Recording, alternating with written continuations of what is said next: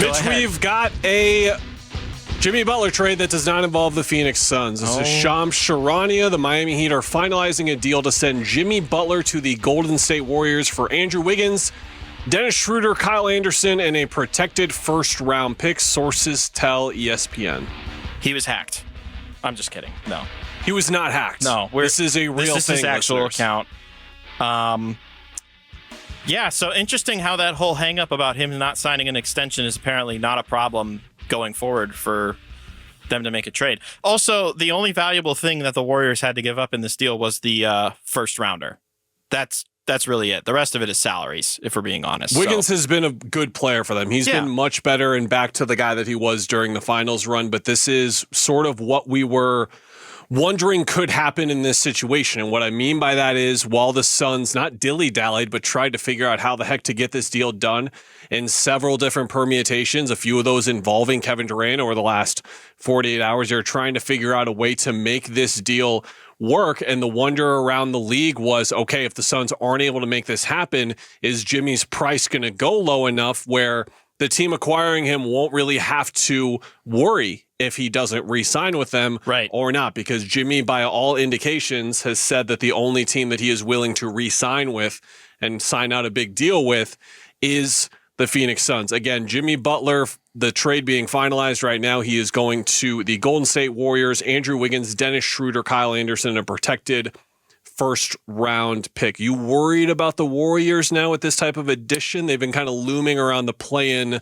field. I need to pull up the standings here really quickly, just because we're reacting in real time, of course. But if I recall correctly, the Warriors are behind the Suns in the standings. They're outside of even play-in range looking in, if I recall correctly, which would imply that this is the Warriors' big swing in what they feel like is their last opportunity at going for a title. At least that's the way I'm reading into it. I don't think you make a deal this big without some belief that you're going to put yourself in a position where you feel like you can still compete for this season. So the Warriors in the Western... Wow, this is taking way longer to load than I thought it did. Do you happen to have the standings up?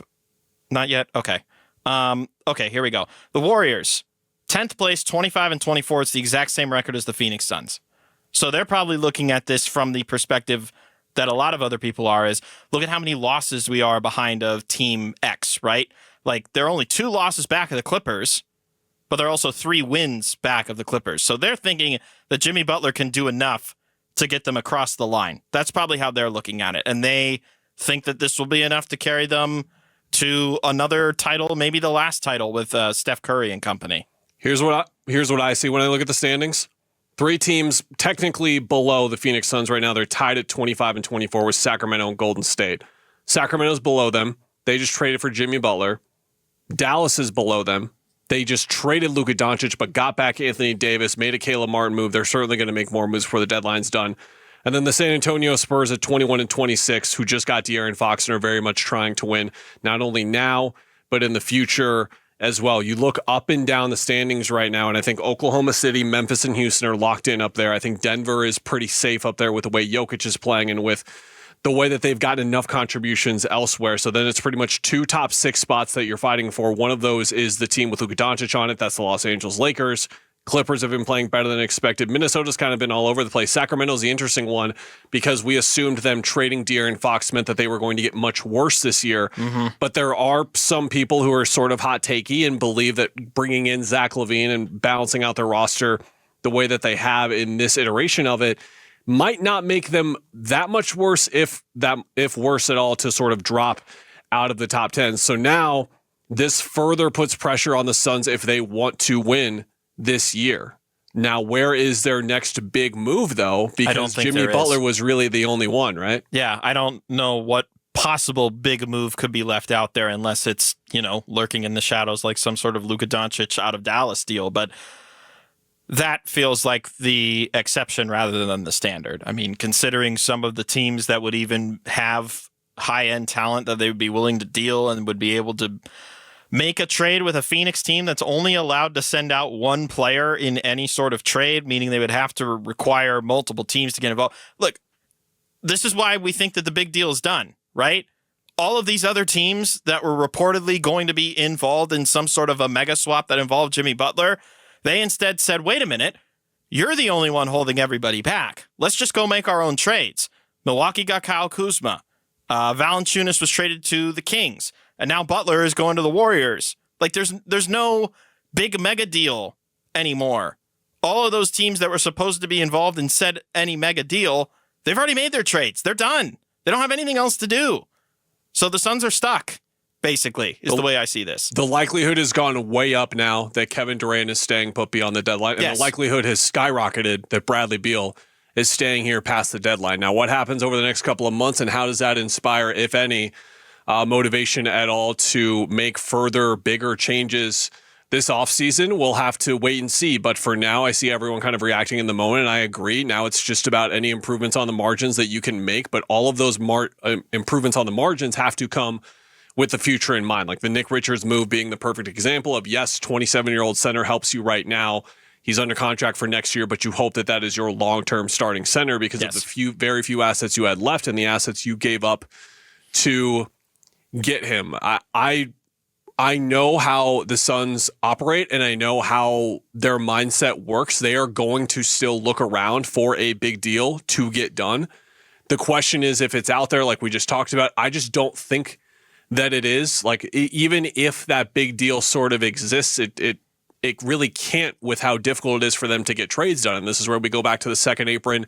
Again, like, would they be much better if they acquired Cam Johnson, one of the biggest names on the trade market left right now? Yeah. Sure. How do they get him? They just don't really have a way to acquire him. And you go up and down the list of all the guys that are still out there that are being rumored. Jeremy Grant's one. Miles Turner is one.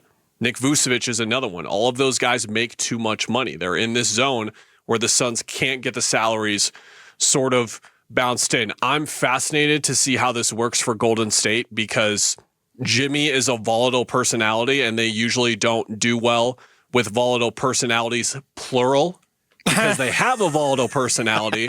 And we saw how that went when he had another, now like young and more goofy, but another volatile personality in Jordan Poole. Draymond Green and Jimmy Butler being teammates, that's going to be fascinating to watch. But I think the thing that kind of got lost in a lot of this Jimmy Butler conversation, if I'm being honest, Mitch, is he is an extremely good basketball player, and I expect him to be fantastic for the rest of the season. Sure. He's hurt a lot. I understand completely like the hesitation in committing to him long term. But in the short term, I think he is going to make Golden State much better. And to answer the question I kind of threw to you, I don't know if I look at Golden State as title contenders by any means, but do I look at them as one of the better teams in the Western Conference right now? Yes, I absolutely do. And do we look at them as a problem for the rest of the West? Yeah, I would say so, in similar fashion to how I would think that the Spurs could be a problem for the rest of the West. That doesn't mean that they're going to be like true contenders in the postseason. I think it's clear who the true contenders for the postseason are going to be going forward, and we're going to have an even clearer vision of that once we pass the NBA trade deadline tomorrow. Okay, so I want to ask you this then. Is there, like the Pelicans, for example, is a team that I think of as they have all these assets. There's not enough rumors around them right now. Like the big one seems to be Brandon Ingram because he's on an expiring. Them in New Orleans, they couldn't figure out an extension for him.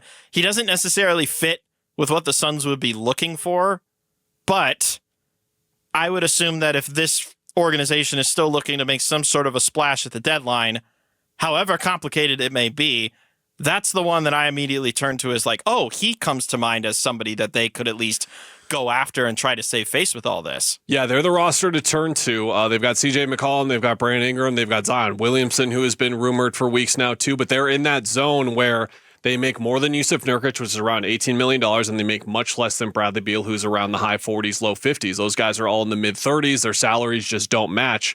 And it's just unfortunately like this. Like, we can sit here and have all these fun trade conversations, but the bottom line is the second apron just inevitably comes up at a certain point. I'm curious to see where else the boosts come in the next 16 hours, 17 hours, however the math exactly works. And what I mean by that is, are there winning moves that teams like the Lakers and the Mavericks are really going to hammer for this year?